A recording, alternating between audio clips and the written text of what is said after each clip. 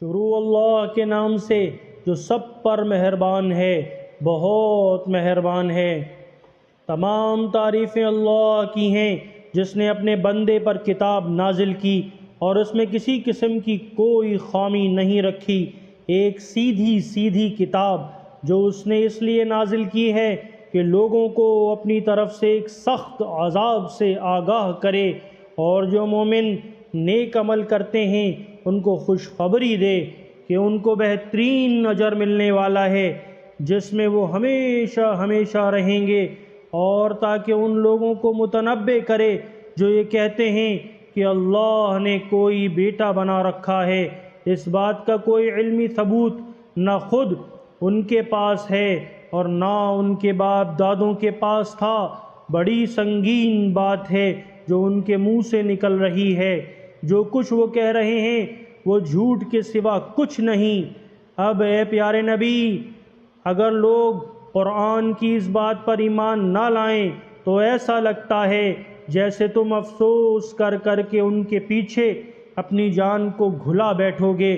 یقین جانو کہ روئے زمین پر جتنی چیزیں ہیں ہم نے انہیں زمین کی سجاوٹ کا ذریعہ اس لیے بنایا ہے تاکہ لوگوں کو آزمائیں کہ ان میں کون زیادہ اچھا عمل کرتا ہے، اور یہ بھی یقین رکھو کہ روئے زمین پر جو کچھ ہے ایک دن ہم اسے ایک سپاٹ میدان بنا دیں گے۔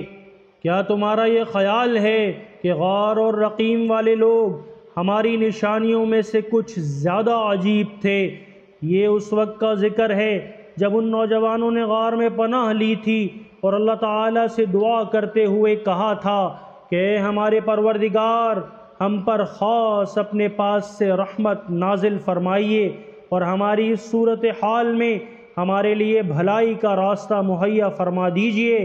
چنانچہ ہم نے ان کے کانوں کو تھپکی دے کر کئی سال تک ان کو غار میں سلائے رکھا، پھر ہم نے ان کو جگایا تاکہ یہ دیکھیں کہ ان کے دو گروہوں میں سے کون سا گروہ اپنے سوئے رہنے کی مدت کا زیادہ صحیح شمار کرتا ہے۔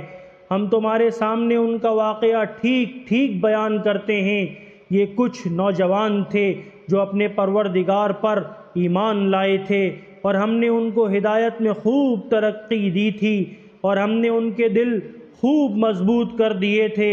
یہ اس وقت کا ذکر ہے جب وہ اٹھے اور انہوں نے کہا کہ ہمارا پروردگار وہ ہے جو تمام آسمانوں اور زمین کا مالک ہے، ہم اس کے سوا کسی کو معبود بنا کر ہرگز نہیں پکاریں گے۔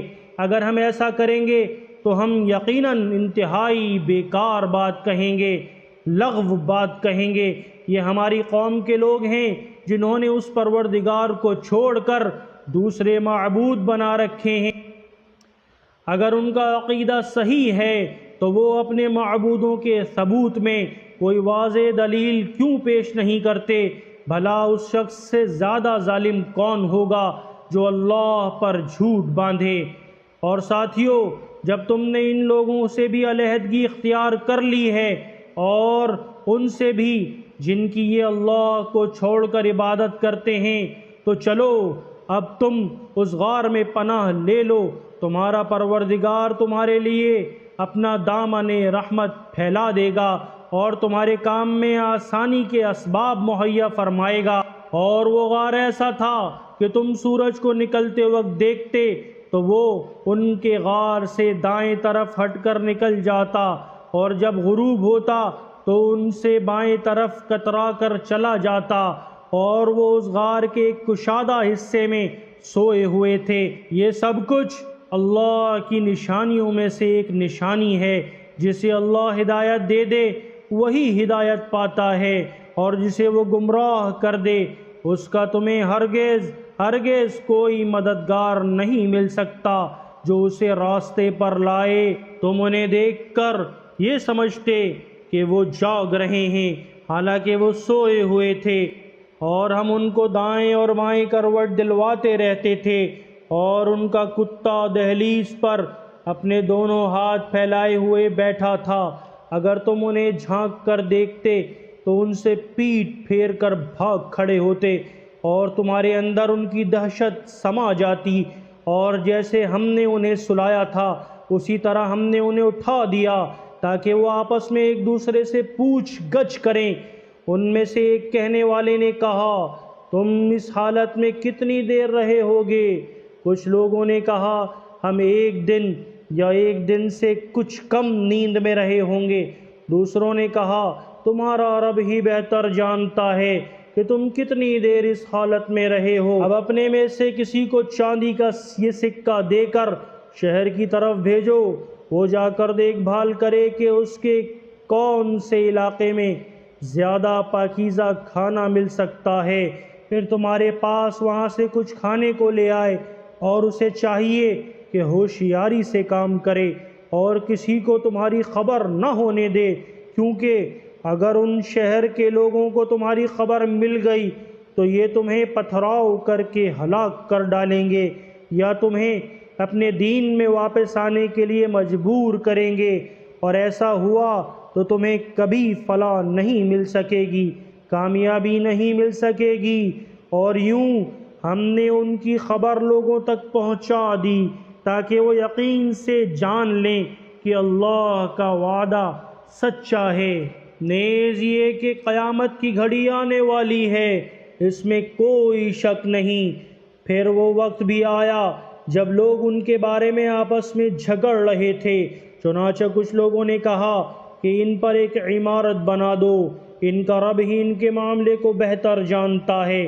آخر کار جن لوگوں کو ان کے معاملات پر غلبہ حاصل تھا انہوں نے کہا کہ ہم تو ان کے اوپر ایک مسجد ضرور بنائیں گے۔ کچھ لوگ کہیں گے کہ وہ 3 آدمی تھے اور چوتھا ان کا کتا تھا، اور کچھ کہیں گے کہ وہ 5 تھے اور چھٹا ان کا کتا تھا۔ یہ سب اٹکل کے تیر چلانے کی باتیں ہیں۔ اور کچھ کہیں گے کہ وہ 7 تھے اور 8واں ان کا کتا تھا۔ کہہ دو کہ میرا رب ہی ان کی صحیح تعداد کو جانتا ہے، تھوڑے سے لوگوں کے سوا کسی کو ان کا پورا علم نہیں، لہٰذا ان کے بارے میں سرسری گفتگو سے آگے بڑھ کر کوئی بحث نہ کرو اور نہ ان کے بارے میں کسی سے پوچھ گچھ کرو۔ اور اے پیارے نبی، کسی کام کے بارے میں کبھی یہ نہ کہو کہ میں یہ کام کل کر لوں گا، ہاں یہ کہو اللہ چاہے گا تو کر لوں گا، اور جب کبھی بھول جاؤ تو اپنے رب کو یاد کر لو اور کہو مجھے امید ہے کہ میرا رب کسی ایسی بات کی طرف میری رہنمائی کر دے جو ہدایت میں اس سے بھی زیادہ قریب ہو۔ اور وہ اصحاب کہف اپنے غار میں 300 سال اور مزید 9 سال سوتے رہے۔ اگر کوئی اس میں بحث کرے تو کہہ دو کہ اللہ ہی بہتر جانتا ہے کہ وہ کتنی مدت سوتے رہے۔ آسمانوں اور زمینوں کے سارے بھید اسی کے علم میں ہیں، وہ کتنا دیکھنے والا اور کتنا سننے والا ہے، اس کے سوا ان کا کوئی رکھوالا نہیں ہے، اور وہ اپنی حکومت میں کسی کو شریک نہیں کرتا۔ اور اے میرے محبوب، تم پر تمہارے پروردگار کی طرف سے وحی کے ذریعے جو کتاب بھیجی گئی ہے اسے پڑھ کر سنا دو۔ کوئی نہیں ہے جو اس کی باتوں کو بدل سکے، اور اسے چھوڑ کر تمہیں ہرگز کوئی پناہ کی جگہ نہیں مل سکتی۔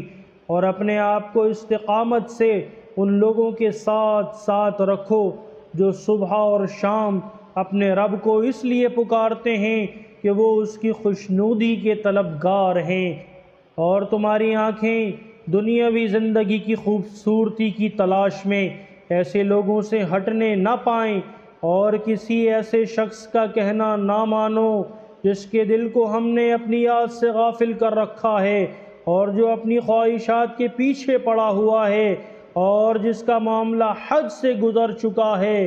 اور کہہ دو کہ حق تو تمہارے رب کی طرف سے آ چکا ہے، اب جو چاہے ایمان لے آئے اور جو چاہے کفر اختیار کرے۔ ہم نے بے شک ایسے ظالموں کے لیے آگ تیار کر رکھی ہے جس کی قناتیں ان کو گھیرے میں لے لیں گی، اور اگر وہ فریاد کریں گے تو ان کی فریاد کا جواب ایسے پانی سے دیا جائے گا جو تیل کی تلچھٹ جیسا ہوگا، اور چہروں کو بھون کر رکھ دے گا۔ کیسا بدترین پانی اور کیسی بری آرام گاہ۔ البتہ جو لوگ ایمان لائے اور انہوں نے نیک عمل کیے تو یقیناً ہم ایسے لوگوں کے اجر کو ضائع نہیں کرتے جو اچھی طرح عمل کریں۔ یہ وہ لوگ ہیں جن کے لیے ہمیشہ رہنے والے باغات ہیں، ان کے نیچے نہریں بہتی ہوں گی، ان کو وہاں سونے کے کنگنوں سے مزین کیا جائے گا۔ وہ اونچی مسندوں پر تکیہ لگائے ہوئے باریک اور دبیز ریشم کے سبز کپڑے پہنے ہوں گے۔ کتنا بہترین اجر اور کیسی حسین آرام گاہ!